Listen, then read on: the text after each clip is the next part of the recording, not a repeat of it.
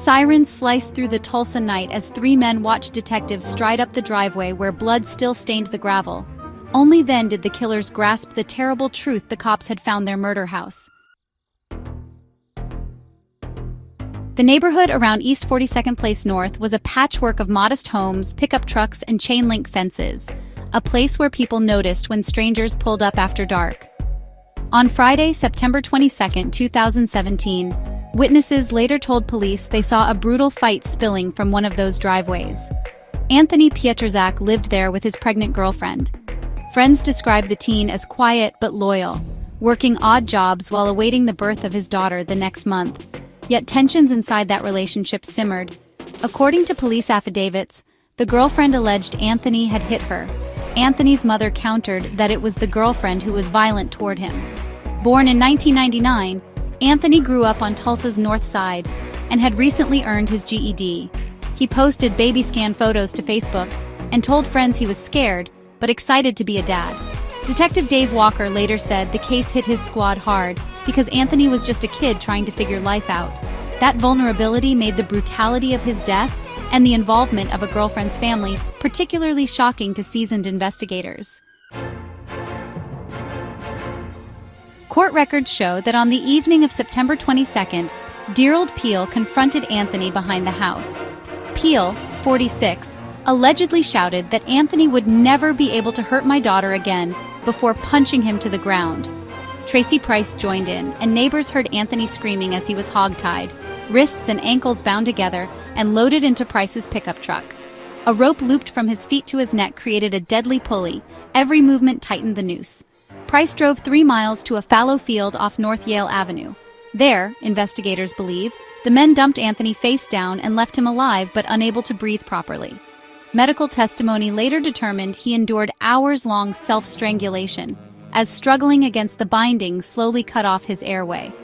Prosecutor Julie Doss told jurors the torturous death of this victim was gruesome, noting that decomposition still couldn't hide the extent of his injuries when the body was found 6 days later. 2 days after the assault, Crime Stoppers took an anonymous call. A man named Anthony had been beaten to death, hogtied, and hauled away in a truck. The caller's description of the truck matched Tracy Price's white Ford. Detective phoned Sergeant Dave Walker, who later recalled saying, "Wow, this is looking like it may be credible." Officers canvassed the block and multiple neighbors repeated the same chilling detail. Anthony was bound like an animal and loaded into a vehicle.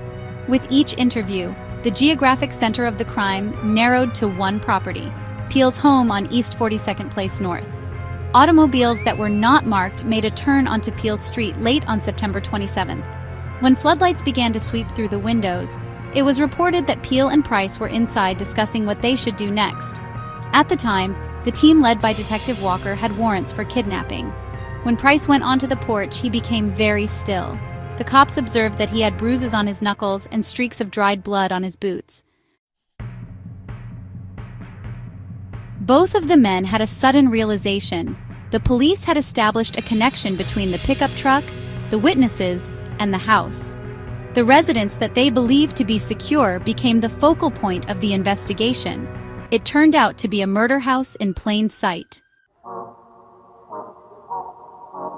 In December 2018, a Tulsa County jury convicted Tracy Price of first-degree murder and kidnapping, recommending life without parole. The judge imposed that sentence, emphasizing the deliberate cruelty shown. Gerald Peel followed in 2019, also receiving life without parole after jurors rejected his claim that he only meant to scare the teen. Wesley White accepted a plea deal for 25 years, telling the court, "I can't undo what I did."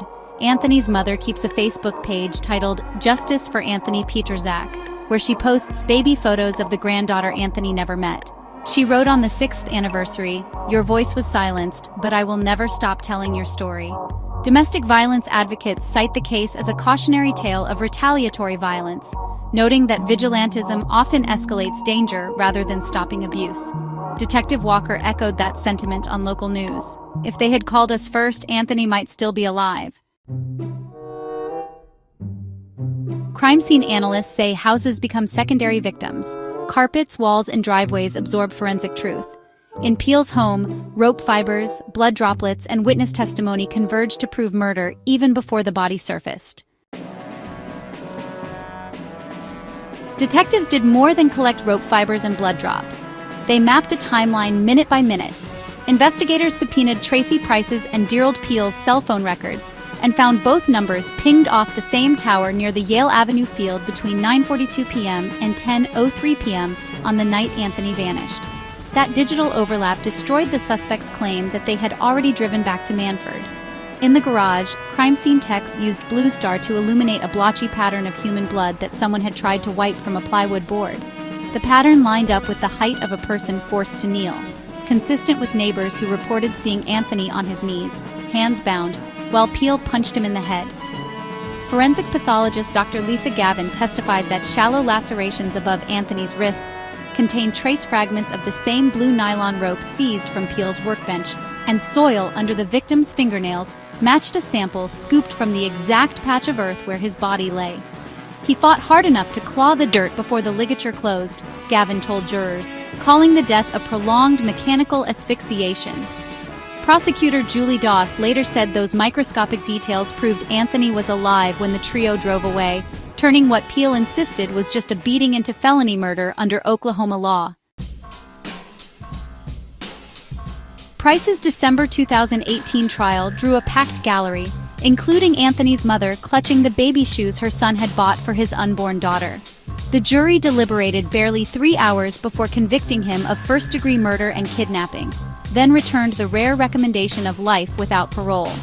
Judge William Musselman affirmed the sentence, emphasizing that Price's decision to leave Anthony face down and hog-tied turned a street-level assault into deliberate torture. Tulsa's News on 6 noted it was the county's 11th life without parole verdict that year, but one of only 2 involving a teenage victim. Peel and Wesley White followed in separate proceedings the next year.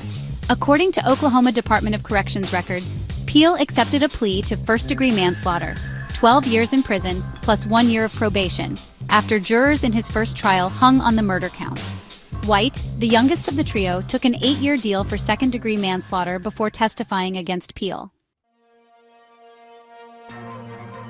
In a 2022 Facebook update, Anthony's family wrote that White had since died in custody, adding, "Even 8 years proved too heavy for a conscience that knew the truth." The additional digital forensics and courtroom outcomes deepen the tragedy, but also underscore how painstaking detective work and jurors willing to sift every rope fiber can dismantle a family-first code of silence. Anthony Pietrzak's story is a brutal reminder that violence carried out in the name of protection can destroy every life it touches. The rope fibers, the shallow grave, the flashing squad car lights, they all testify that secrets do not stay buried, and that a community's determination to speak up can break even the deepest code of silence. When neighbors picked up the phone and when analysts followed each digital breadcrumb, justice gained the foothold it needed. If today's episode moved you, turn that feeling into action. First, share Anthony's case so more people recognize the warning signs of escalating domestic abuse. Second, support frontline organizations. 1 minute of courage can save a life. Finally, help us keep telling these stories with accuracy and empathy. Tap subscribe for more deeply researched true crime breakdowns, and hit the bell so you're first to know when we drop a new case. If you learned something, give the video a thumbs up. And please share this episode with someone who needs to hear that help is out there and justice, though methodical, never stops pursuing the truth. Stay safe, stay informed, and remember, silence hides crime. Your voice can expose it.